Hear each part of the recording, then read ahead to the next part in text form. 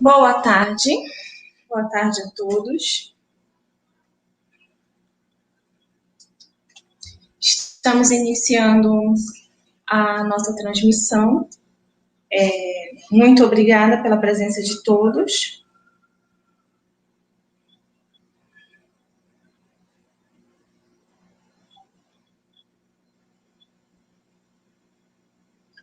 Muito obrigada pela presença de todos. Estamos apresentando para vocês o nosso primeiro módulo do curso Expressar Arte, Cultura e Inclusão em Santarém, no Pará, né?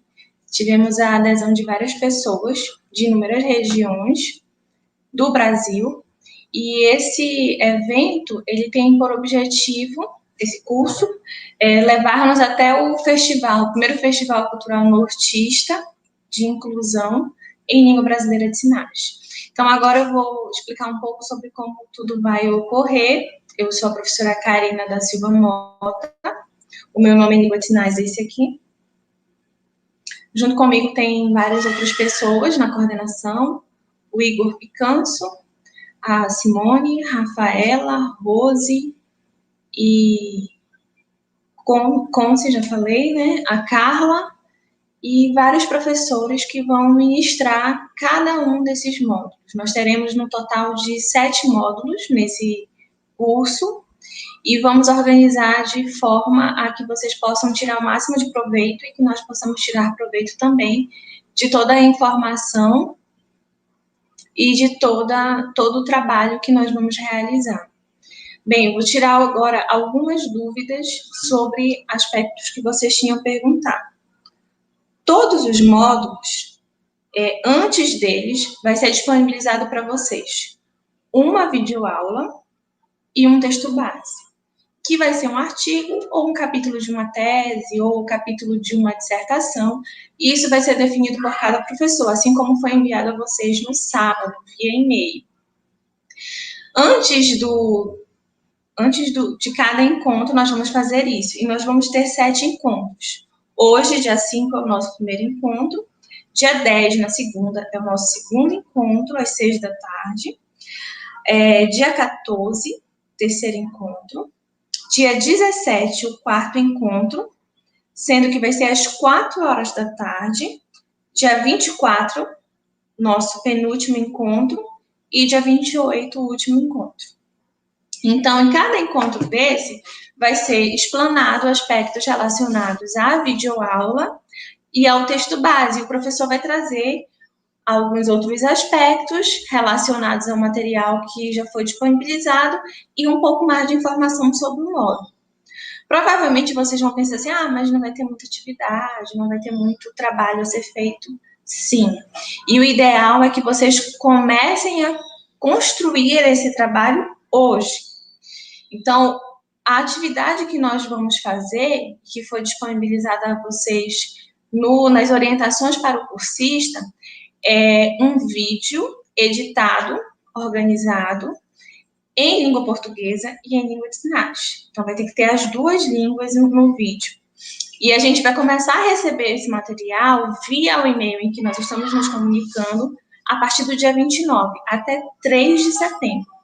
Então, para que esse vídeo esteja pronto nesse período, é fundamental que vocês comecem a trabalhar hoje.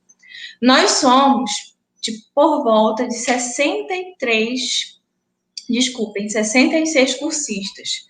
Então, nós vamos ter, por média, grupos de 7 a 8 pessoas. Quem vai definir quem vai fazer parte do meu grupo? São vocês mesmos. Por isso que nós estamos alocados em um grupo de WhatsApp. Eu percebi que algumas pessoas se conhecem, então quem se conhece já pode se juntar num grupo e fazer a atividade, pensar no enredo, pensar se vocês vão usar música, se vocês vão fazer um teatro, ou se vocês vão ter coreografia de dança, ou se vocês vão fazer só com um desses gêneros, mas que todo mundo participe. É fundamental que todas as pessoas do grupo participem desse vídeo.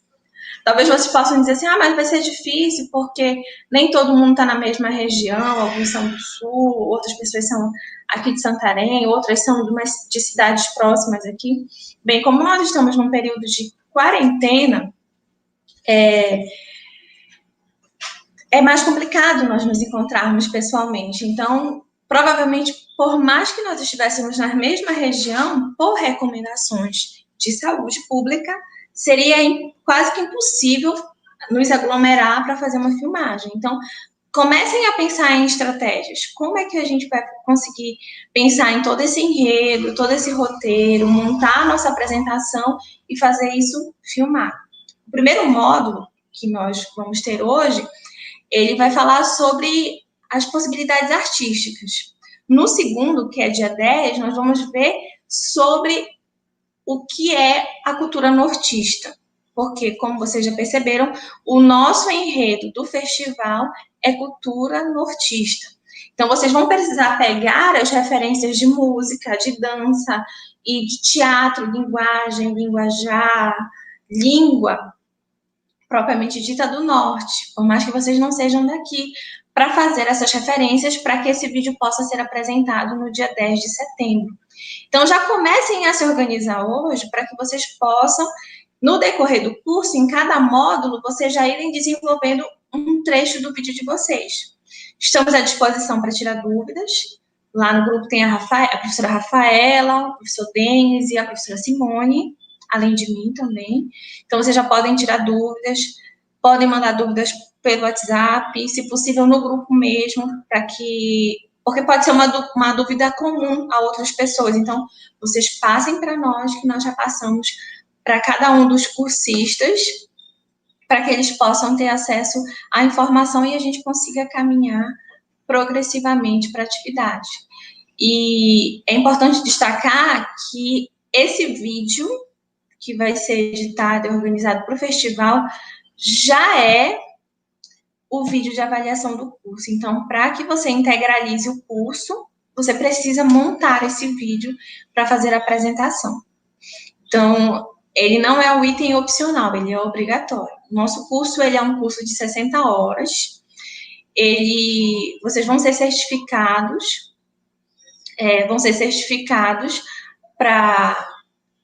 no decorrer desse material, de toda a produção desse material, mas para que isso aconteça, é necessário integralizar as regras do curso.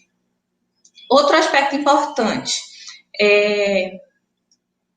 daqui a pouco, no chat, vai ser disponibilizada uma frequência. Essa frequência, ela é específica para as 76 pessoas que se inscreveram no curso, que são cursistas oficiais e que estão no grupo de WhatsApp também, né? Então, se você está participando dessa transmissão e você não está devidamente inscrito, infelizmente, nós não teremos como viabilizar certificação, e aí a gente pede para quem não está inscrito não assinar a frequência, ela é específica para os cursistas, tá bom? E você que é cursista, não esqueça, por favor, de assinar a frequência, porque ela é a forma de você comprovar que você está no módulo e que você está participando das atividades, que no caso da falta de uma quantidade menor de 75%, você não vai ter como ser certificado. Então, tome cuidado de assinar a frequência para que você consiga integralizar o curso e receber a certificação tranquilamente. Outro aspecto importante são dados como nome completo, e-mail e CPF. Eles precisam estar plenamente corretos, porque a certificação de vocês vai chegar no e-mail e vocês só vão acessar via o CPF de vocês. Então, se vocês estiverem com alguma dúvida, se escreveram algum dígito errado, ou se o e-mail não está correto, comuniquem à coordenação do curso para que vocês possam ter acesso a essas informações. Escrevam sempre, em todas as frequências, o nome completo, porque para atividades complementares ou para comprovação em currículo, você vai precisar dele com o seu nome completo. Então, façam isso para que a gente possa conseguir ir caminhando tranquilamente. Depois, se vocês quiserem fazer perguntas sobre, a gente vai abrir um momento de perguntas para vocês poderem ter liberdade para se expressar. Surdos e ouvintes, que são cursistas, que desejarem fazer perguntas ao vivo, comuniquem a coordenação do curso via a professora Rafaela, que vocês vão poder entrar no momento que vai ser disponibilizado pela professora para poder fazer as perguntas, tudo bem? E agora, sem mais delongas, que eu já falei bastante, né? Nós vamos iniciar o primeiro módulo do nosso curso com a professora Cássia. Então, eu, nesse momento, convido a professora Cássia a juntar-se a nós nessa conferência. Olá, professora Cássia. Boa tarde. Muito obrigada pelo aceite desse grande desafio que nós estamos modelando e organizando de toda forma e pelo empenho de ter organizado tudo com muito carinho. Então, muito obrigada pelo aceite e pelo carinho dispensado a nós do Expressarte em colaborar tão significativamente com o nosso módulo. Então, agora nós vamos iniciar a aula. Então, você tem até uma hora, né, para fazer a apresentação desse módulo, do módulo 1, que está intitulado A Arte como Forma de Expressão. Então, esteja à vontade para fazer essa apresentação. E muito, muito obrigada novamente. Muito obrigada a toda a coordenação que está por detrás das câmeras aqui também, trabalhando bastante e tem ajudado muito para que nós possamos concretizar cada um desses momentos. A palavra é sua, professora Cássia. Tudo bem. Boa noite, gente. Boa noite a todos e a todas. A gente começa aqui agradecendo o convite, realmente, professora Karina, né, a gente faz um trabalho junto aí bem interessante com a inclusão. Karina, mais especificamente na área da surdez, mas desde já eu sou grata pelo convite e a gente vamos tecer alguns diálogos aqui, algumas conversas, né, sobre a questão da arte, tendo como referencial teórico, primeiro, a psicologia vygotskiana, histórico-cultural, que é o nosso ponto de partida para pensar esse ser humano e para pensar a arte que é elaborada, que é uma produção desse humano, tá? Quem tiver dúvida pode fazer os questionamentos. Eu não vou entrar necessariamente num tema para estar trazendo alguns conceitos de períodos artísticos, de estilos literários, não. Aqui nós vamos conversar sobre arte e fazer uma discussão da inclusão das pessoas público da educação especial nesse contexto da arte, trazendo a importância do significado da arte para a construção de subjetividade, para a formação dessa subjetividade humana, tá? E aí eu queria que a Carla colocasse a apresentação para a gente. Eu fiz uns slides para a gente ter um roteiro. É um slide que também tem um ponto visual para a gente estar fazendo a nossa conversa aqui. Então, o nosso curso Expressa Arte, Cultura, Arte com Inclusão na Educação Santarena, e nosso primeiro módulo, a arte como forma de expressão humana. Pode passar. Qual que é o objetivo desse primeiro momento nosso, desse módulo? Apresentar as possibilidades de expressão artística que permite interação social e comunicação. Formas de expressão corporal, dança, música, libras, cinema, né, teatro, enfim.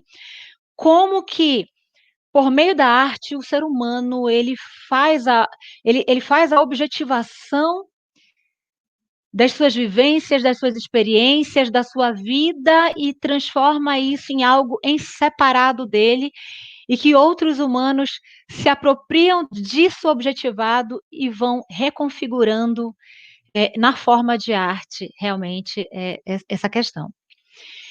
E aí a gente começa a falar sobre um conceito de cultura. Indo para o próximo slide, falar em arte implica a gente situar a nossa conversa nesse conceito de cultura. Para dialogar com cultura, eu trago aqui o Carlos Rodrigues Brandão para conversar com a gente.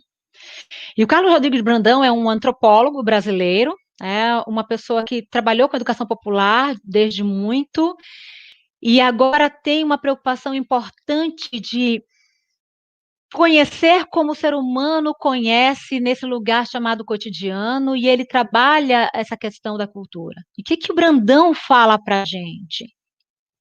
O mundo da natureza nos antecede enquanto o mundo da cultura necessita de nós para ser criado, tá? Então o Brandão ele traz aqui inicialmente dois conceitos para nós: o conceito de mundo da natureza e o conceito de mundo da cultura. Cássia, mas por que tu estás falando isso? Porque eu preciso situar nessa nossa conversa sobre a arte que o ser humano é um ser cultural.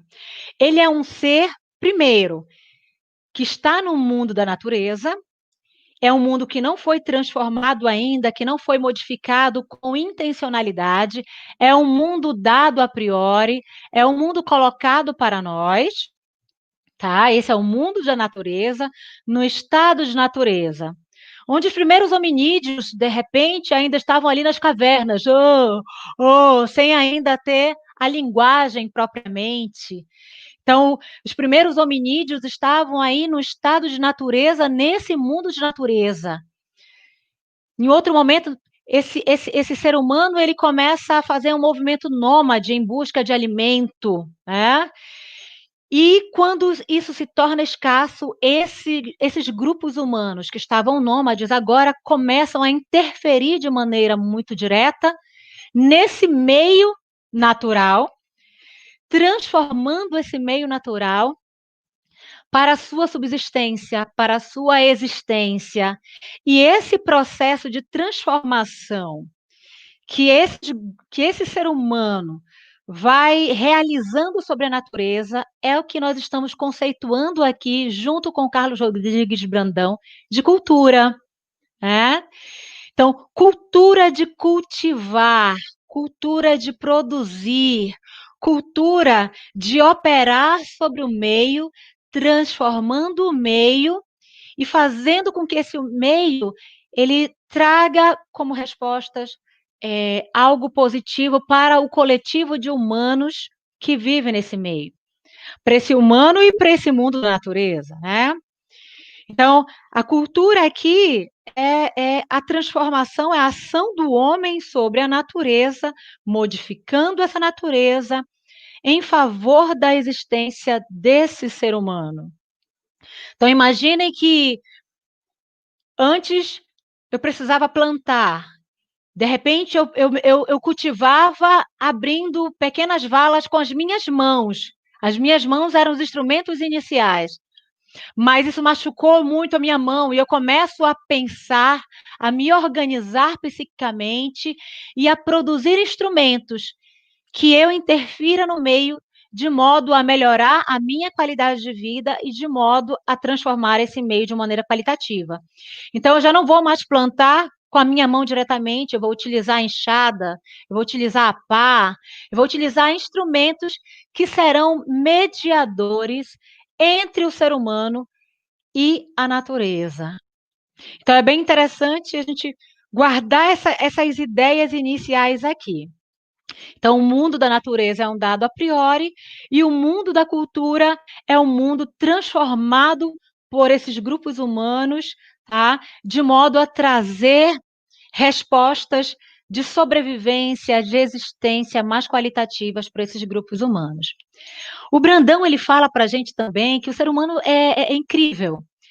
Nós conseguimos viver pensar na vida e pensar na minha morte.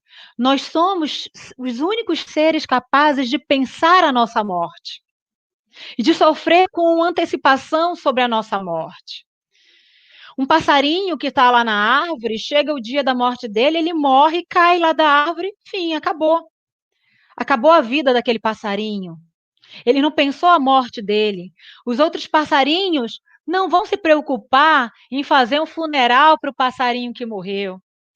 O ser humano não, gente. O ser humano ele é um ser incrível nesse sentido, de que ele tem essa capacidade de pensar a sua existência, né? E quando um ente da comunidade humana morre, se é um ente familiar, eu crio os rituais, eu vou velar a morte do meu ente querido. Se eu estou aqui no mundo ocidental, eu faço café, eu ofereço uns biscoitos, eu passo a noite, eu acendo velas, eu faço orações, né? Se eu estou dentro de um outro contexto cultural, eu posso ter uma grande festa celebrando a partida desse ente que não está mais presente neste plano. Então, eu vou forjando outras possibilidades de existir até para esse ente que morreu. Para alguns, ele vai para o limbo, para outros, ele vai para o céu, para outros, esse humano que não está mais aqui presente vira nada. Para outros, ele vai para um lugar desconhecido, para outros, ele dorme. Enfim, nós, seres humanos, temos essa boa capacidade de ritualizar a vida, de pensar a morte e, por conseguinte, produzir cultura.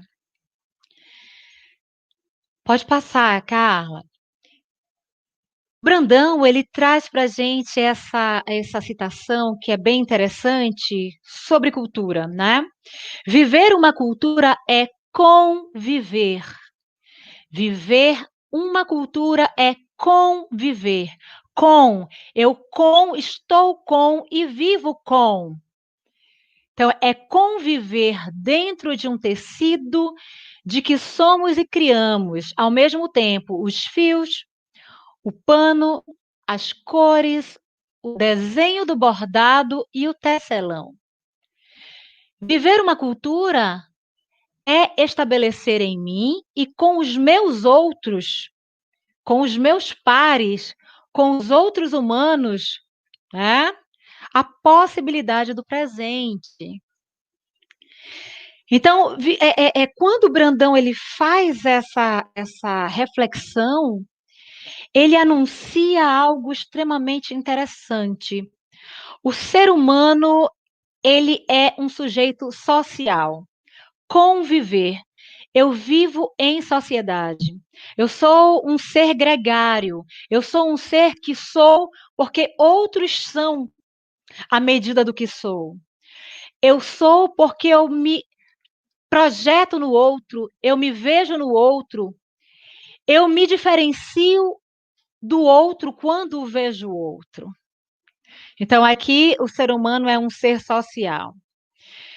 Quando ele diz que eu estou dentro de um tecido e que eu crio esse tecido ao mesmo tempo que eu sou o fio, o Carlos Rodrigues Brandão ele está anunciando um outro aspecto muito importante para a gente. O que ele está anunciando, Cássia? Que o ser humano ele é um sujeito histórico. Que o ser humano, ao mesmo tempo que ele sofre história, que ele é historicizado, que ele está dentro de um contexto social em que os fatos acontecem, esse mesmo ser humano, ele produz história. Ele não é aquela pessoa que apenas sofre, ele não é aquela pessoa que está dada a prioristicamente, mas ele é um ser que é dado e que ele produz história, tá? Então eu sou um ser social que estou localizado num lugar chamado cotidiano. O lugar do cotidiano é um lugar onde eu produzo sobre saberes mais diversos, os saberes sobre quem eu sou, os saberes sobre quem o outro é, os saberes do cotidiano, o saber da benzedeira, o saber da reza, o saber científico. Então, o cotidiano é um lugar que os saberes são produzidos. O cotidiano é um lugar em que esse ser humano, ele encena as suas vivências, ele vive, ele projeta, ele sofre história, mas ele produz história. Então, é muito legal essa citação do Carlos Rodrigues Brandão, porque ele, em uma pequena citação, ele traz uma série de reflexões de que eu sou um sujeito histórico, de que eu sou um sujeito social, um sujeito gregário, que eu não vivo sem o outro, que eu vivo com o outro, com os meus pares, que eu sou um ser que produzo e vivo história, eu sou produtor de história e eu sofro a história, e eu sou um ser que produzo cultura, tá? Então é bem legal essa perspectiva aí que o Brandão traz para a gente. Eu queria projetar para vocês a imagem da Maud. A imagem da Maud. O que vocês estão vendo aí nesta tela? Essa tela é muito interessante da gente olhar. Uma mulher, ao fundo desta mulher, essa é uma tela autobiográfica da Maud. Maud, ela é uma pintora, ela tem deficiência física, tem um comprometimento motor bem importante por questões de artrose, ela tem problema de saúde muito importante. E a Maud é uma pessoa que produziu arte, uma arte do cotidiano, uma arte em que ela retrata as cenas do cotidiano, tá? Então, gravem aí essa imagem da Maud, que a gente vai conversar daqui a pouquinho sobre essas e outras imagens. Mas vejam que a gente tem nessa figura, por detrás dela, a figura de um gato, a figura de pássaros, a figura de borboletas, a roupa dela florida, a maneira de vestir da Maud no contexto da sua existência, da sua vivência, né? As cores com que ela forja a sua tela, barcos que estão lá ao fundo, ela morava numa região litorânea, o marido dela era pescador. Então, vejam que a partir da tela, que é uma tela autobiográfica, ela retrata uma série de questões do cotidiano, da sua vivência, da sua existência, e que esse cotidiano é um cotidiano da Maud, mas é um cotidiano que se encontra com outros cotidianos, que são encontrados com outras cotidianeidades, que são encontradas com outras biografias. A partir de uma tela, outras mulheres conseguem se encontrar com a Maud, outros homens, outras crianças, outros adolescentes, outras pessoas se encontram com a cor que está na sua tela, por uma expressão que a gente coloca, que a gente se identifica ou não se identifica, enfim. Mas a partir da tela, eu tenho uma expressão de uma sociedade, de uma dada realidade, de uma existência e de um lugar chamado cotidiano aqui, especificamente na tela de Maud. Pode passar, Carla.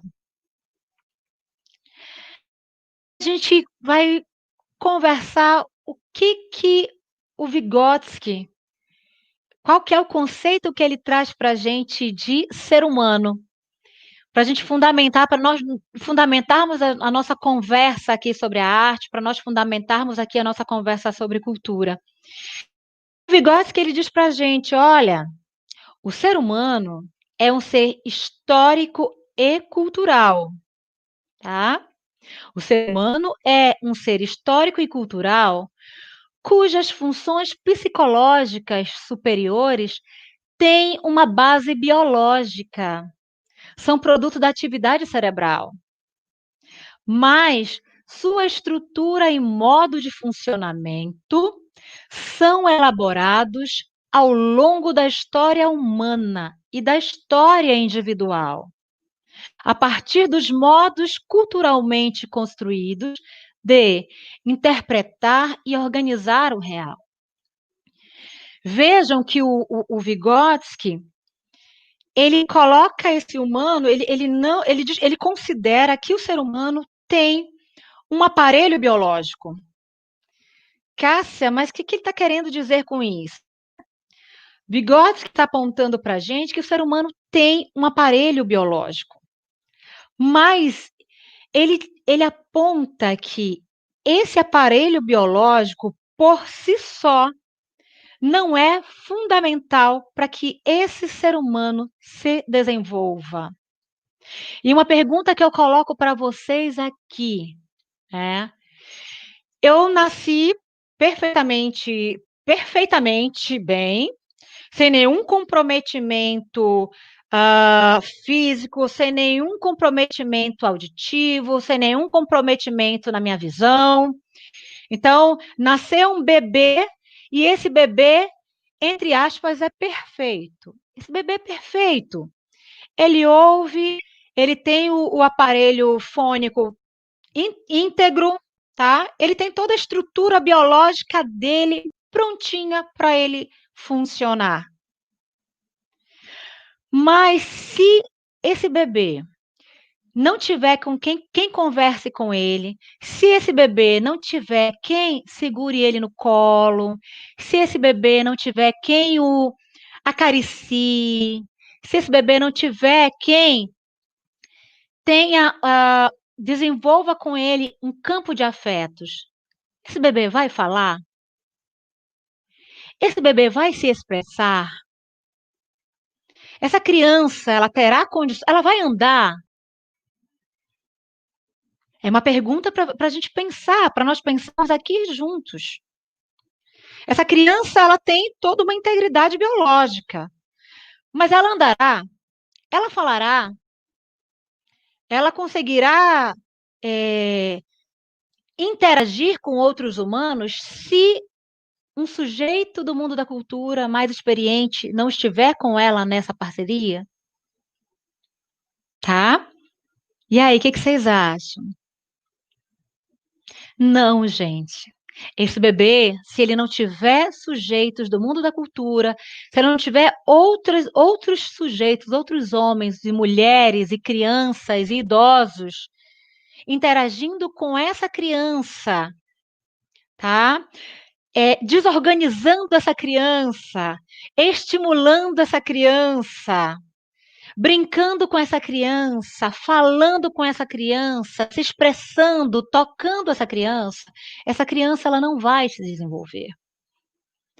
Ela não vai falar, ainda que ela tenha um aparelho biológico funcional para andar, ainda que ela tenha um aparelho funcional para falar, ainda que ela tenha um aparelho funcional para ouvir, ela não vai se desenvolver. Por que, Cássia, que ela não vai se desenvolver? Porque o desenvolvimento dela não está sendo provocado. Não há uma intencionalidade de provocação do desenvolvimento desse ser humano. E se eu não provoco, se eu não estimulo, esse ser humano não vai se desenvolver. O que tu queres dizer com isso, Cássio? Está ficando chato isso. Eu quero dizer, gente, que por mais que esse ser humano tenha um aparelho, uma parafernália biológica íntegra, esse ser humano, sobretudo, é um ser histórico e cultural, tá? A estrutura desse humano e o modo de funcionamento desse humano, eles são elaborados ao longo da história da humanidade e da história individual de cada um, a partir dos modos culturalmente construídos de interpretar e organizar o real. Cássia, a minha criança nasceu cega. A minha criança nasceu surda. Cássia, a minha criança nasceu surdo-cega. Como é que fica? Ela não vai se desenvolver? Ela não vai se desenvolver? Aí a gente coloca novamente esse questionamento. Será que ela não vai se desenvolver? Olha aqui o Vygotsky, ele está dando um conceito para a gente de ser humano. Ser humano, tá? Ela pode estar na condição de autismo, de surdez, de deficiência visual ou cegueira. Ela pode estar na condição de uma pessoa com deficiência física. Mas o Vygotsky está dizendo aqui, somos humanos. E se eu tenho uma limitação de ordem sensorial, aí é que esse mundo da cultura precisa interferir na vida, na existência desse ser humano. Descobri que a minha criança é surda, agora que eu vou desenvolver ainda mais um campo muito mais ampliado de estímulos para que essa criança tenha um pleno desenvolvimento. Estão entendendo, gente? A biologia, ela é um aspecto do humano, e esse aspecto biológico, ele não é determinante. Vejam que o aspecto histórico, cultural, social, eles são aspectos extremamente importantes para que esse ser humano se desenvolva. E esse é um ponto fundamental para a nossa conversa dessa noite, desse primeiro módulo. É que as pessoas público da educação especial, as pessoas surdas, elas são sujeitos com capacidades, com potencialidades. E eu sabendo o mais precocemente que a minha criança é surda, o mais precocemente eu vou desenvolver um campo de estímulos para que essa criança possa se desenvolver. O mais precocemente eu vou instrumentalizar essa criança dentro do mundo da cultura, da língua. É importante que essa criança aprenda a língua, porque o Vygotsky também assinala para a gente que a língua colabora para a organização do pensamento do ser humano. A língua colabora para que as funções psicológicas superiores elas possam se desenvolver de maneira mais eficaz, tá? Então, o ser humano tem a base biológica, mas o funcionamento dele é elaborado ao longo da história humana. Lembra que ainda agora eu falava dos hominídeos? Ao longo da história desses hominídeos, em que no primeiro momento da nossa existência, enquanto grupos humanos, nós ainda não pronunciávamos a palavra, e que nós íamos começando a significar apontando, né? Caminhando de um lugar para o outro em busca de alimento. E aí foi se estabelecendo uma linha evolutiva, e aqui não é evolução necessariamente darwiniana, tá? Mas uma linha evolutiva no sentido de que esses hominídeos vão, a partir das suas interações, a partir das suas relações, eles vão começando a conferir significados e sentidos à sua existência e ao mundo da natureza em que eles estão inseridos. E eles vão começar a alterar esse mundo da natureza, forjando cultura. E nesse forjar cultura, eu vou ter a produção arte, né? Que é, daqui a pouquinho a gente vai ver, que é o trabalho mais elaborado produzido pelo ser humano. Pode passar, Carla. Esse slide aqui é só para a gente ver ele como síntese, tá, gente? O ser humano tem uma base biológica, mas o seu funcionamento, fundamentalmente, se dá numa dimensão histórica, cultural, social, religiosa. Tá?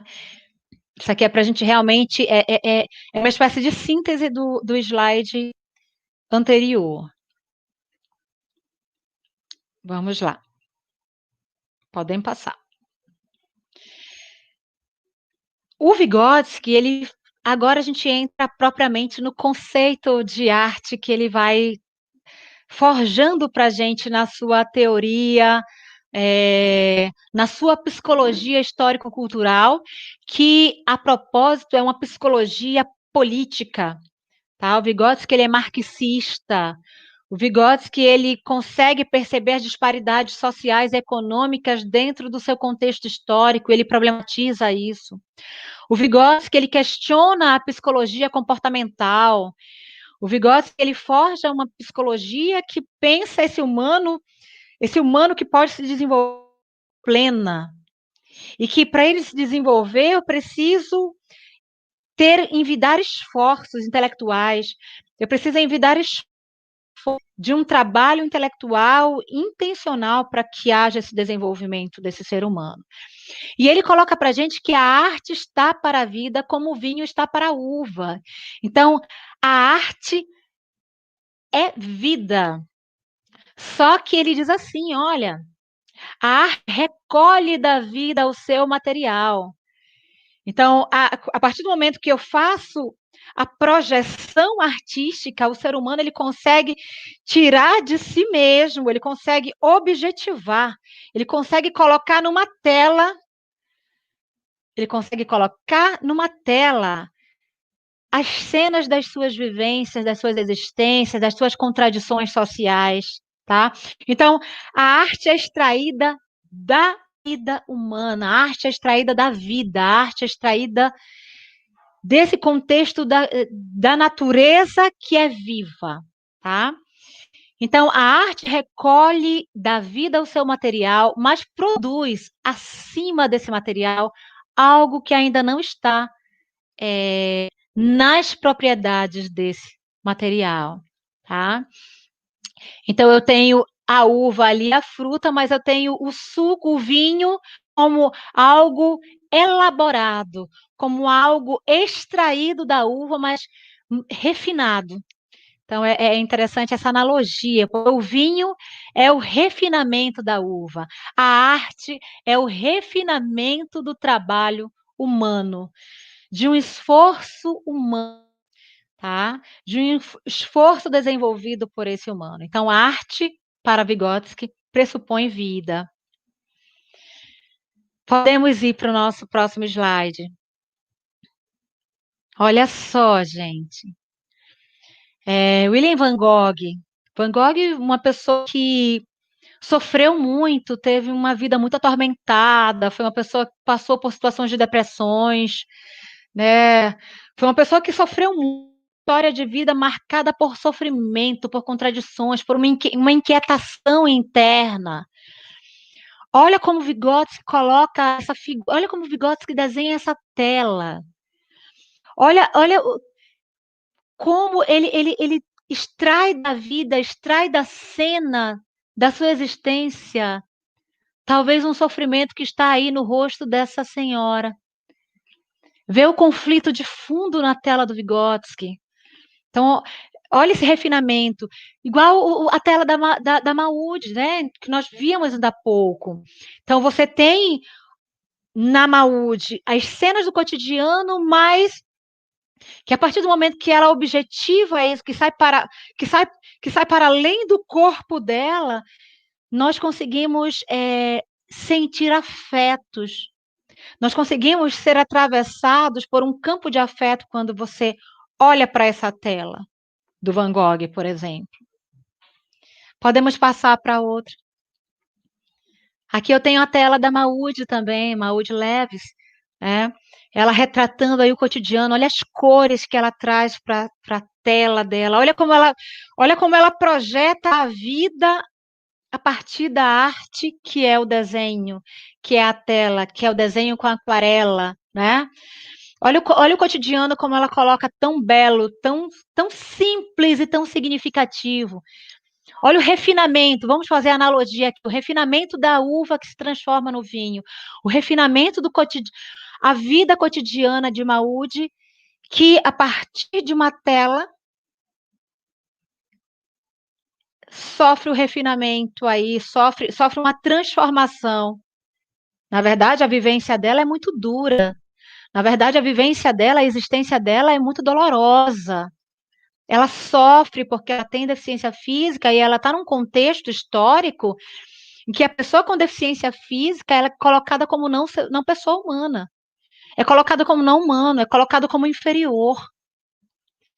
E olha como a Maud, a partir da arte, externaliza a sua percepção do cotidiano de uma dada realidade. Então é muito bonito, é muito belo.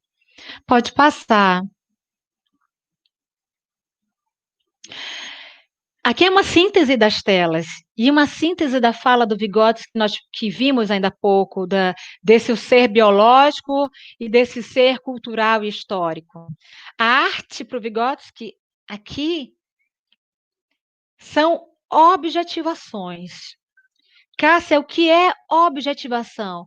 É tornar objetivo uma dada subjetividade. É a objetivação que atravessa uma humanidade, que atravessa esses grupos humanos.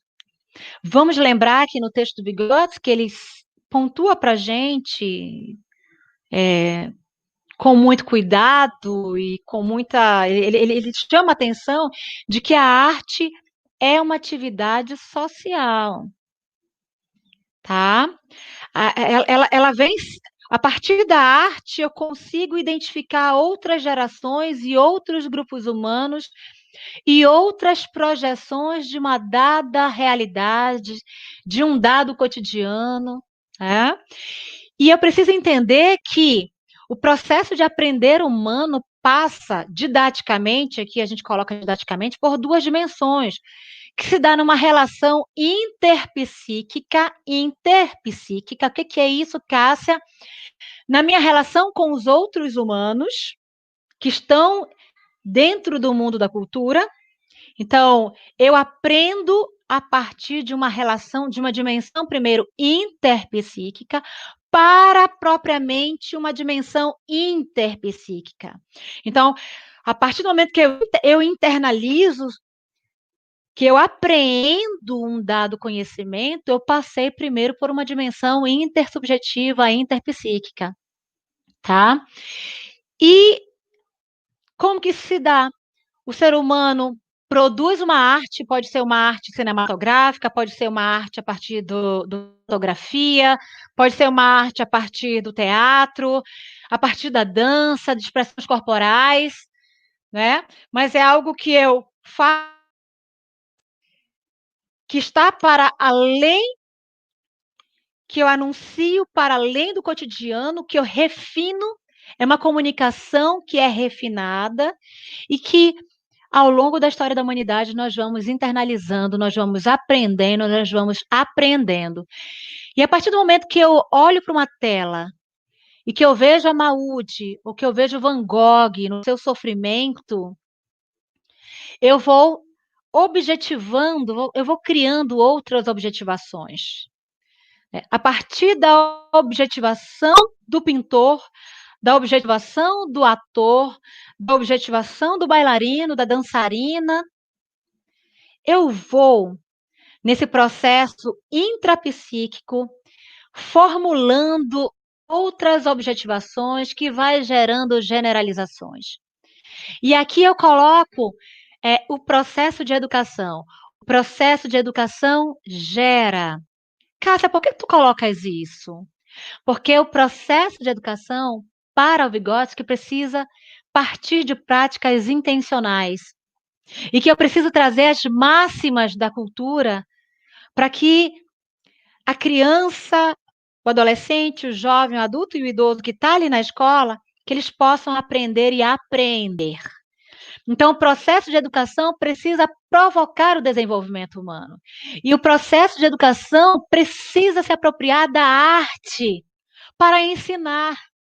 A arte é fundamental para que eu ensine e para que eu aprenda e para que eu apreenda. E para que eu, aprendendo, realize nova generalização. O que é isso? Processo de organização da minha consciência enquanto humano particular que está nesse coletivo.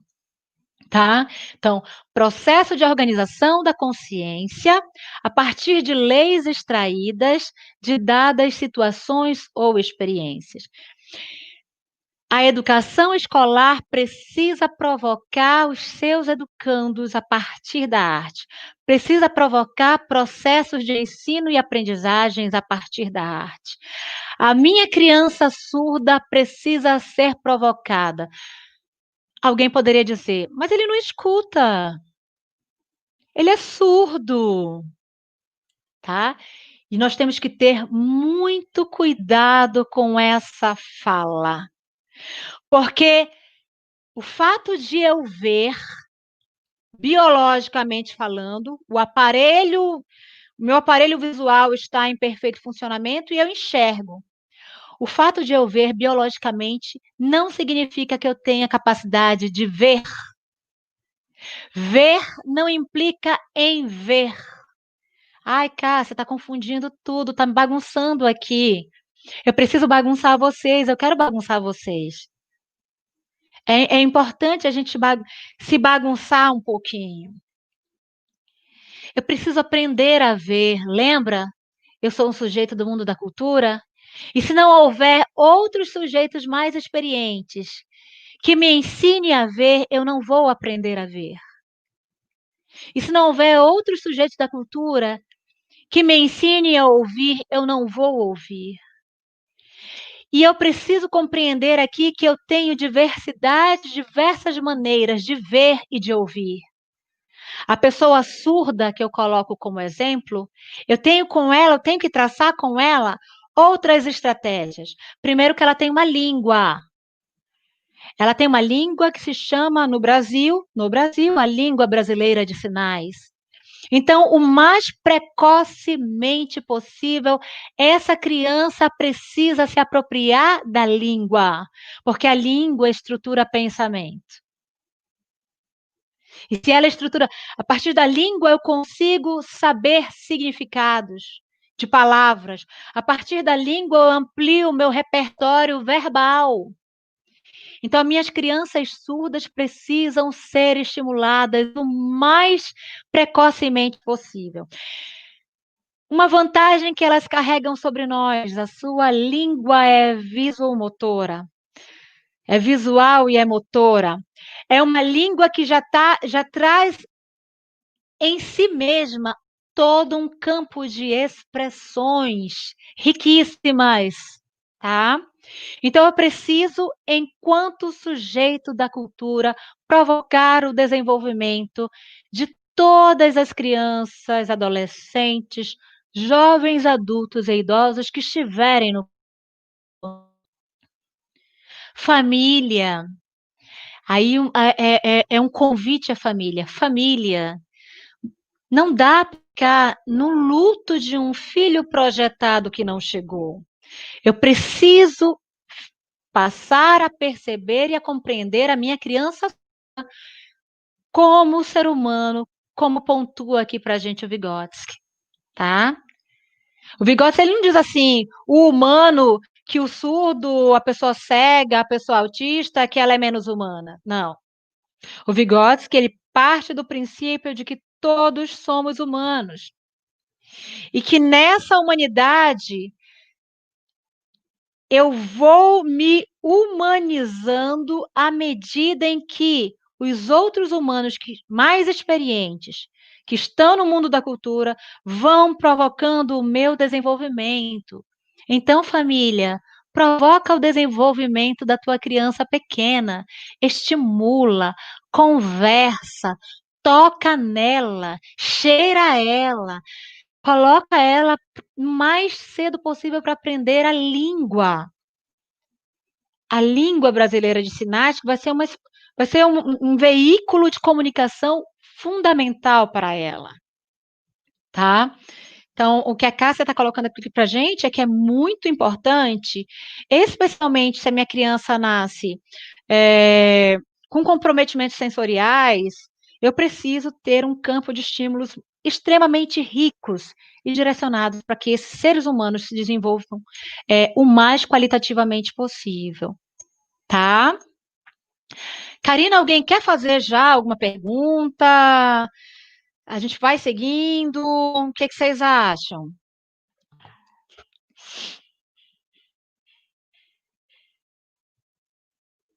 É uma pergunta mesmo, né? Estou conseguindo, eu não estou tendo ainda o feedback dos discursistas, né? Então, já tem alguns questionamentos, a gente já faz, o que a gente faz? Estou aqui, tá?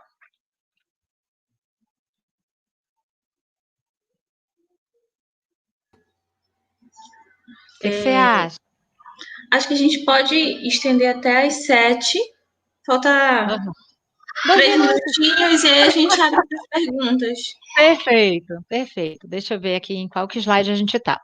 Então, vamos voltar para o slide. Deixa eu só me encontrar aqui para ver se eu não me perdi. Eu acho que eu estou meio perdida nos slides. Qual foi o último slide que a gente parou? Arte generalista. Pode passar, Carla. Já foi para o Van Gogh. Tá. A arte, produto cultural. A arte é um produto do mundo da cultura, lembra? É também um produto cultural. Assim como a enxada do trabalhador é um produto, é um instrumento que faz a mediação entre essa pessoa que trabalha para arar a terra e a terra, a arte também é um produto cultural que faz a mediação entre o indivíduo e o gênero humano. Olha só, ela medeia um indivíduo particular com o gênero humano, com a ontologia, com o ontos, com o que é próprio do ser humano, tá? Então, a arte, para o Vygotsky, é uma ação humana intencional, que recria a realidade material e transforma o próprio sujeito sob a concepção da natureza essencialmente social e histórica do psiquismo. Então, a arte é um instrumento de mediação. Pode passar, Carla. Aqui é belíssimo, né? Eu baixei da internet, disponível da internet, essa expressão, olha essa corporeidade, olha essa inteligência corporal.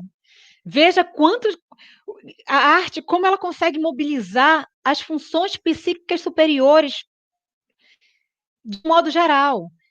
Ela mobiliza minha memória, ela mobiliza a memória corporal, ela mobiliza concentração, ela mobiliza a minha linguagem, que não é só a linguagem falada, que é a linguagem da expressão do meu corpo. Então, essa imagem que foi mostrada ainda há pouco para a gente é uma imagem extremamente rica. Você tem uma cadeirante na cena dessa imagem.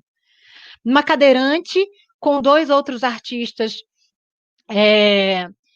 que não têm deficiência física, mas que a gente consegue perceber a riqueza a riqueza do conhecimento corporal que essas pessoas que estão nessa fotografia aqui, a partir de uma expressão artística da dança, apresentam. Então, a arte ela é tão refinada que ela mobiliza as minhas funções psíquicas superiores como um todo. Ela é articuladora das funções psíquicas superiores. Ela agrega, gente. Ela é agregadora das funções psíquicas superiores, tá? Eu não estou trabalhando aqui só um aspecto de cognição. Eu estou trabalhando aqui um aspecto de afeto. Eu estou trabalhando aqui um aspecto de corpo, de corporeidade. Eu estou trabalhando aqui um aspecto de estética. A estética, olha, o belo, aquilo que é para admirar, aquilo que está para além de mim, eu objetivo o belo, eu admiro o belo. Então, a arte ela tem uma função fundamental no desenvolvimento. Acho que a Ariela travou para mim. Ela tem uma função fundamental no desenvolvimento humano. No desenvolvimento humano. Próximo slide.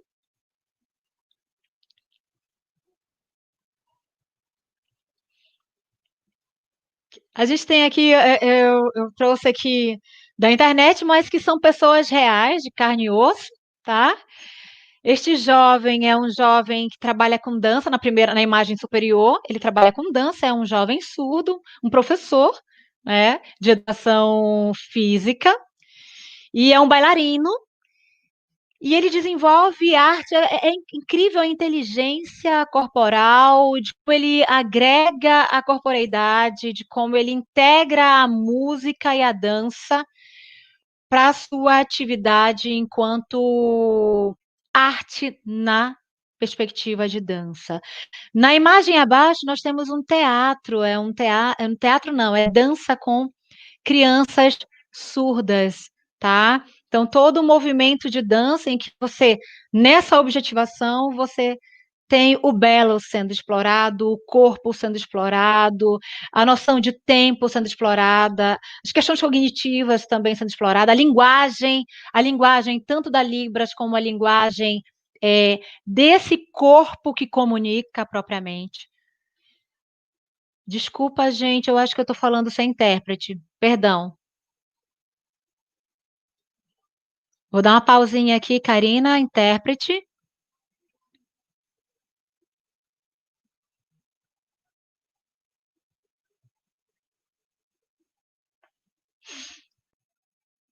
Pronto. Então, você tem todo esse campo rico de expressão desenvolvido a partir da arte, né? Vygotsky aponta para a gente, no próximo slide, que a arte significa elevada produção do trabalho humano.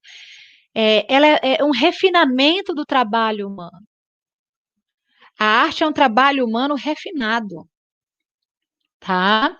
Então, o desafio de vocês, cursistas nesse curso, é na produção de uma arte, é produção artística, é na produção do que há de melhor que esse ser humano pode produzir. Então, vocês estão sendo provocados a produzirem algo que é incrível, a partir ou da dança ou do teatro, né? A partir de várias expressões artísticas, da Libras, dessa corporeidade, né? A partir de um conjunto de expressões artísticas juntos, mas vocês estão sendo provocados a produzir um trabalho humano refinado, que infelizmente no Brasil, infelizmente no nosso território, é um trabalho que é marginalizado, né? Que não é respeitado, que não tem o devido respeito, que não há uma remuneração devida, infelizmente.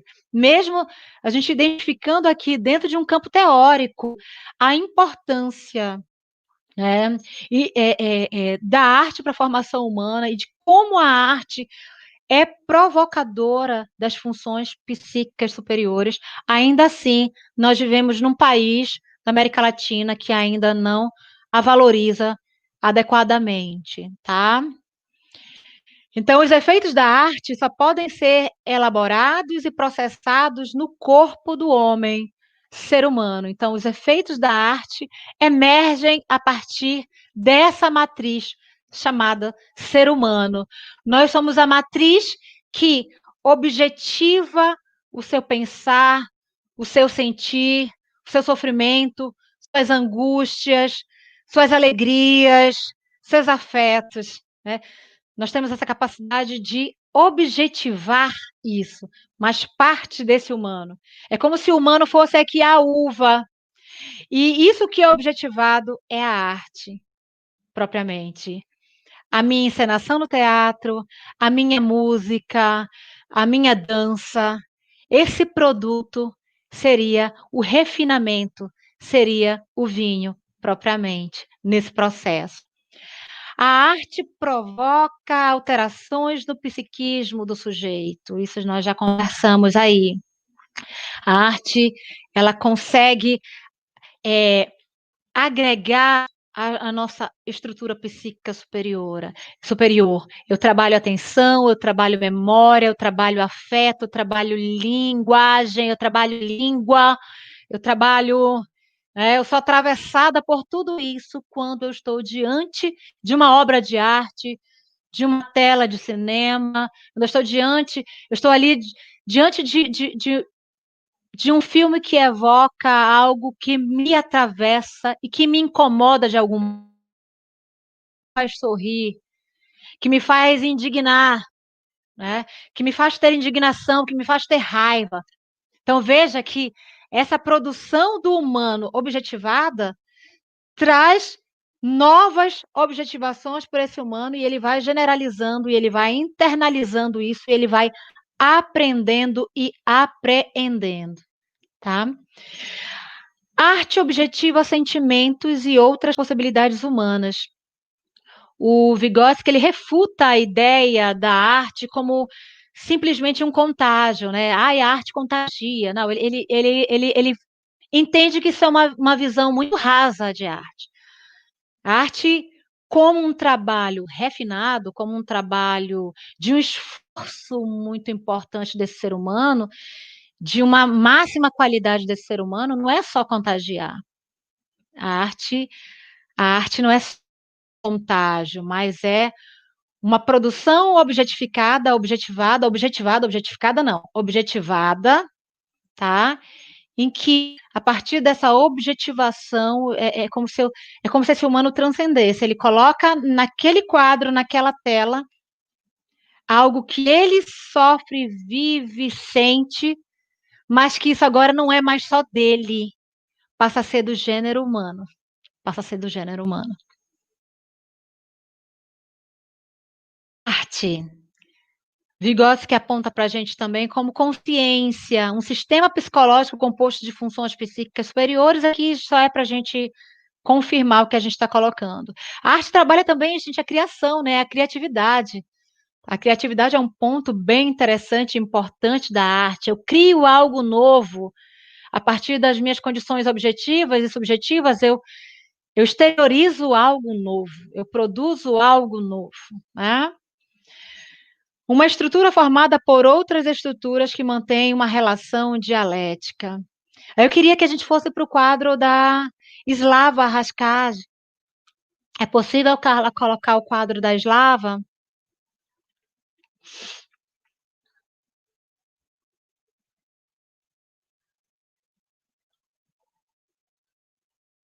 Carlinha? Estás me ouvindo, Carla? A Ariela está congelada para mim aqui. Tá. Então, olha esse quadro aqui da Slava Haskaj. Ela é um nome diferente mesmo, tá? Ela é uma artista surda, que não é nossa contemporânea, e que retrata dentro do seu quadro cenas do seu cotidiano. E a partir do cotidiano dela, nós conseguimos encontrar aqui no Brasil, no norte do Brasil, outras geografias, por exemplo. Olha que belo, né? Então, ela retrata uma paisagem natural e que a partir dessa paisagem natural eu consigo encontrar outras geografias a partir da arte, né? Então, isso é bem bacana. Eu queria a gente está seguindo para o fim da apresentação aqui, propriamente, né, do que eu tinha projetado no. Mas eu queria retomar para a gente uma pessoa muito importante no campo da arte, que eu julgo muito importante, tá? É o Boal. Forja o Teatro Oprimido, ele tem o livro, né, o Teatro do Oprimido, se vocês quiserem, eu tenho o PDF, a gente pode estar compartilhando depois, tem disponível também de uma forma artística, de uma expressão artística que é o teatro, e traz uma poética do oprimido. Cássia, o que é isso, né? Poética do oprimido. Ele fala de uma arte forjada a partir do cotidiano daqueles grupos humanos que vivem uma condição de desigualdade nesse contexto social. É um teatro que surge não do dominante, do dominador, mas que surge dessa pessoa, desse humano que vive processos de opressões no seu cotidiano. Então, a poética do oprimido para o Boal, trazendo esse contexto de configuração artística para o teatro, e que a gente pode transpor para os outros campos de arte, o Boal ele tem uma preocupação de, na sua poética, transformar o povo, tá? De espectador, entre aspas, esse povo que está como espectador, que só está ali assistindo passivamente, sem questionar, sem problematizar, né, que está só engolindo. Né? Na sua poética do oprimido, ele diz assim: olha, eu preciso transformar o povo de espectador, ser passivo no fenômeno teatral, em sujeito, em ator, em transformador de ação dramática. Ou seja, eu não vou ser, a partir dessa perspectiva dramatúrgica do Boal, eu não vou ter mais nessa expressão artística apenas a expressão de quem está ali no teatro para só ouvir passivamente, sem questionar, sem problematizar, mas na sua poética do oprimido, eu vou estar na condição daquele que vai criticizar aquela expressão artística que está sendo colocada em xeque. Eu vou problematizar. Eu vou fazer outras objetivações dela. E para isso eu tenho, é muito importante, pode ir encaminhando para o último, o corpo, né? O corpo humano, gente, a primeira palavra do vocabulário teatral aqui para o Boal, e que aqui eu não diria que seria só teatral. A primeira palavra do vocabulário teatral é o corpo humano. A primeira palavra do vocabulário da dança é o corpo humano. A primeira palavra do vocabulário do cinema é o corpo humano. Né? Da fotografia é o corpo humano. Então, a gente consegue ver em Boal, a gente consegue pedir uma licença para o Boal e transpor a reflexão dele para as outras expressões artísticas. Tá? Então, o corpo humano para o Boal é a principal fonte de som e de movimento. Mas para que eu tenha esse corpo como principal fonte de som e movimento, eu preciso conhecer esse corpo. Qual é a potência desse corpo? Quais são as possibilidades desse corpo? Tá? O que esse corpo pode fazer? E se esse corpo não faz agora, se eu desenvolvo ações de educação com esse corpo que é humano, como eu posso provocar esse corpo para saber fazer, gente? Tá? Porque esse corpo, lembra, ele nasce bichinho, lembra? Quando eu nasço um bichinho. Eu não sei falar, eu não sei comunicar, eu não sei interagir. Eu vou me humanizando. Eu sofro um processo de humanização. Quando eu chego no mundo da cultura e encontro outros pares, eu vivo um processo de humanização. Vamos lembrar que a biologia do ser humano ela é importante, mas ela não é determinante para que esse humano desenvolva as suas máximas qualidades. Então, o processo de educação precisa trabalhar melhor esse corpo. Agora, a gente até problematiza a escola, né? A nossa escola dociliza corpos. A escola deixa um corpo bem comportado. A escola quer um corpo silenciado. E a gente está fazendo aqui nesse curso a contramão desse corpo que a escola trabalha. Tá? E a gente está aqui realmente nessa contramão e trazendo a valorização desse corpo. E aqui, quando eu digo corpo, são todos os corpos. É o corpo daquele que não tem uma perna, é o corpo daquela criança que não pode andar, é o corpo daquela criança que é surda, é o corpo da criança que é cega, é o corpo da criança autista, é o corpo, tá? Eu preciso desenvolver um trabalho de educação sistemática com esse corpo para que esse corpo não esteja alienado das suas possibilidades de ser, de fazer, de produzir, tá?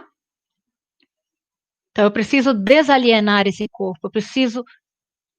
Caiu a intérprete.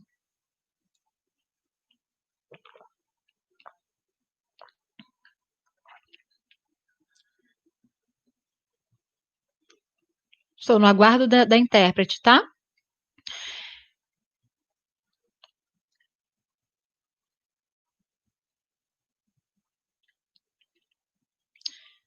Pronto. Então, eu preciso trabalhar um processo realmente de educação desse corpo, e nada melhor que a família, a escola, para desenvolver as potências e as possibilidades desse corpo a partir, produzindo arte, né? Produzindo arte, tá, gente?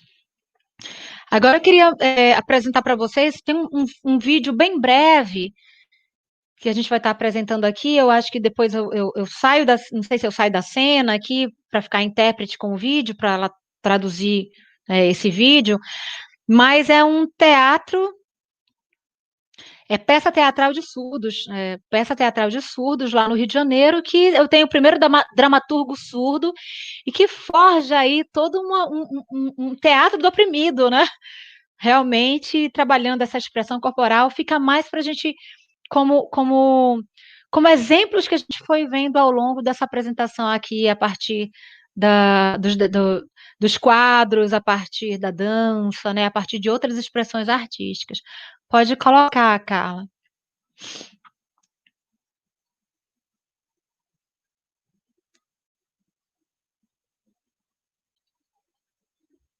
O áudio não está vindo, né?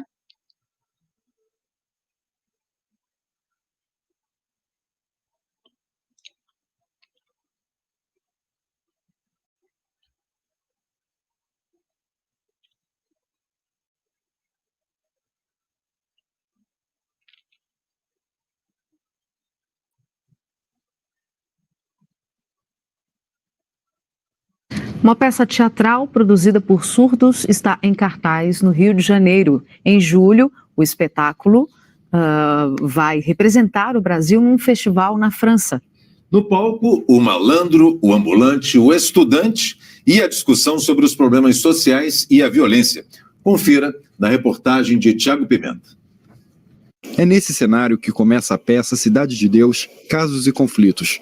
A trama foi idealizada por Lucas Sacramento, que é o primeiro teatrólogo surdo do país. Tem o objetivo de mostrar para a sociedade um pouco do que é a convivência, a vida na favela, desmistificar um pouco essa questão do medo e da falta de conhecimento de pessoas que não vivem nesse ambiente sobre as coisas que acontecem lá, as identidades que vivem ali.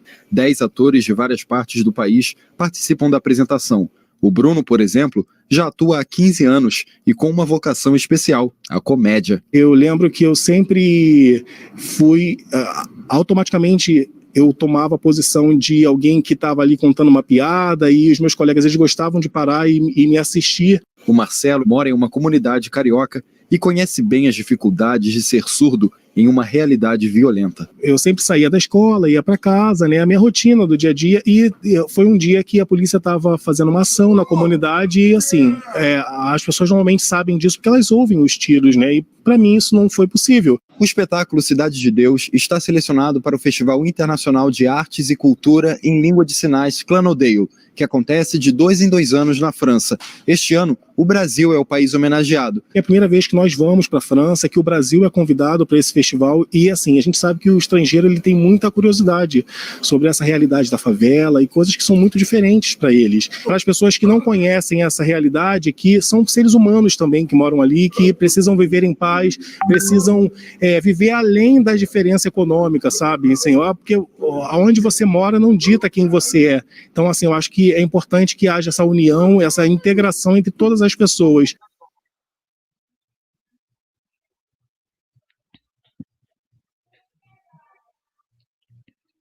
Então, aqui, Karina.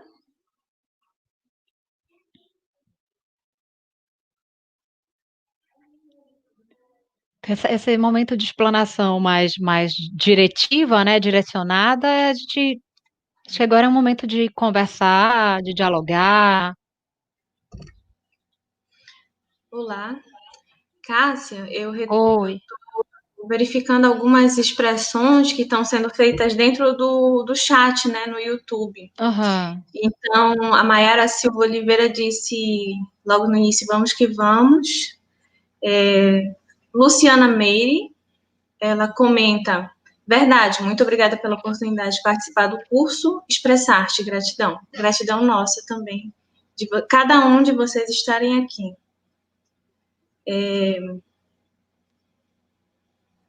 A Simone Valente diz assim, Cássia arrasa. A Dani Mesquita, professora Cássia é muito maravilhosa. André Correia Castro, verdade, a professora Cássia arrasa. A Simone Santos fez uma reflexão bem interessante aqui também. Ela diz assim, concordo. Muitas das vezes, para nos construirmos, precisamos nos desconstruir e passarmos a enxergar o outro e nos colocar no lugar dos mesmos. Então, bem interessante a expressão. Algumas outras, bastante expressões de pessoas parabenizando a aula, parabenizando a atividade, lhe parabenizando. enquanto professora da apresentação e do Obrigada. módulo. Então, no mais foram essas expressões que estão disponíveis dentro do chat. Não sei se alguém quer fazer alguma pergunta, fazer alguma observação. É interessante a expressão da Simone, né? Muitas das vezes precisamos nos desconstruir. Precisamos, gente. A nossa sociedade, nós precisamos nos desconstruir, e essa desconstrução ela é diária. Ela é cotidiana mesmo, entendeu? Para que a gente consiga perceber o outro. E perceber o outro a partir da demanda que o outro traz. Isso é fundamental.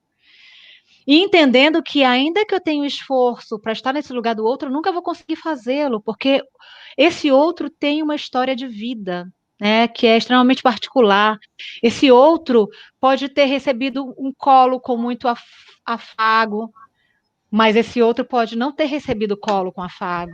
Esse outro pode ter sido aquele outro que ficou quando era miúdo, criança miúda, naquele lugar que se chama, né, o chiqueirinho. Não tem gente que compra chiqueirinho? Já ouviram essa expressão? O chiqueirinho coloca lá a criança. Ah, eu tenho que fazer as coisas da casa, deixa ele lá. Gente, muito cuidado com esses espaços em que esse outro humano é colocado, especialmente esse humano que está no início da sua vida. Essa criança miúda, ela precisa ser tocada, pegada, acariciada, amada, cuidada. Eu preciso estimular o máximo possível essa criança miúda para que ela consiga se desenvolver o mais plenamente possível. Então, é legal a Simone, e a Simone ela acaba provocando a gente para pensar essa dimensão da sociedade, das minhas ações enquanto ser humano, né? Que eu preciso me desconstruir para que eu acolha o outro, o diferente, tendo não a negação da sua existência. Isso é muito importante, né? Tendo nesse diferente a capacidade que ele carrega como ser humano, tá? Mas entendendo que eu não vou estar, ainda que eu queira realizar uma prática empática de estar no lugar do outro, eu não vou conseguir alcançar esse lugar, porque esse outro é marcado por uma história que é de uma sociedade mais ampla, mas que tem as condições particulares também, né? Aqui está o Queiroz falando, Pedro, né? Isso. Acho que é muito importante manter relacionamento. Pode falar. Com a arte para surdos, artistas surdos, sentir-se representado, né? Com profissionais aqui no Brasil. Sim, é fundamental. Fundamental. Além de espectadores, né? Produtores de arte também, né? Pois é isso. Eu vivo a cultura, mas eu produzo cultura, né? E a arte é o trabalho mais refinado que o ser humano produz. Então, vamos ficar com essas máximas do Vygotsky e vamos executar isso, é muito importante. Quando a gente trata com o público da educação especial, nós temos muitas barreiras. Barreiras arquitetônicas são aterradoras, né? As barreiras arquitetônicas são horríveis. Mas as atitudinais, elas doem mais. Aí a gente volta para a desconstrução que a Simone mencionava ainda há pouco. Eu preciso me desconstruir para que eu quebre com as barreiras atitudinais. Eu preciso romper com essas barreiras. E eu preciso ver a pessoa surda, a pessoa surdo-cega, a pessoa com deficiência física, a pessoa autista, a pessoa como pessoa. Eu preciso vê-la, sobretudo, como gente que passa por um processo de humanização, tá? Então, isso é bem legal, realmente. Mas tem algum questionamento? Alguém faz alguma pergunta? Alguém faz alguma provocação? Não, foram apenas esses os questionamentos e as expressões, né, de carinho e de agradecimento às suas observações. A Laura Freitas de Souza diz: maravilhosa aula, queria ter esse conhecimento que estou tendo hoje, há 20 anos atrás. Oh, coisa boa. Mas sempre é tempo para aprender. Sempre estamos aqui para aprender, né? Aproveita o momento para a gente dizer assim, ó, nas minhas aulas de psicologia, eu digo muito isso para os meus alunos, que geralmente algumas pessoas mais antigas dizem, minha criança, meu filho, ele não mexia em nada, ele era uma criança super tranquila, não mexia em nada, e eu coloco já para os meus alunos, eu bagunço eles, eu digo, não, será que não é para mexer em nada? Será que isso está certo? A criança miúda que está chegando ao mundo, ela tem que ficar quietinha, calminha, né? No lugarzinho, escondidinha? Não, eu preciso garantir que o meio dessa casa esteja estruturada com segurança para que essa criança possa se desenvolver. E, gente, quando eu falo essa criança, eu estou falando todas as crianças. A minha criança com paralisia cerebral, a minha criança cega. Essas exigirão mais de mim ainda. Eu tenho que ter um campo de estímulos ainda mais importante, mais sensível com elas. Porque em algumas situações eu tenho uma criança surdo-cega. Ela vai ser apresentada ao mundo de maneira extremamente tátil. E eu posso e eu devo desenvolver as funções psíquicas superiores dessa criança. E isso só será possível quando eu saio da minha zona de conforto, do mundo ouvintista, do mundo que vê e do mundo que é da norma, né? Do padrão, para eu perceber que há outras maneiras de viver e experimentar o mundo, tá? Então, Cássia, eu faço arte com uma criança surdo-cega, eu faço arte com criança surdo-cega. Nós temos coloquem assim, artistas, depois desse nosso encontro aqui, artes com pessoas surdas, que vocês vão ficar extremamente encantados de identificar grandes artistas que nós nem sabemos que são surdos, mas que são surdos. Vocês vão encontrar grandes artistas que são cegos, né? Mas que, por uma questão visual, na surdez eu não identifico visualmente. E aí essa pessoa convive no contexto da sociedade, uma pessoa incrivelmente talentosa. Por quê? Porque foi provocada, foi estimulada, tá? Então eu preciso estimular. Então a minha criança pequena, ela tem que explorar a casa, ela tem que explorar esse território.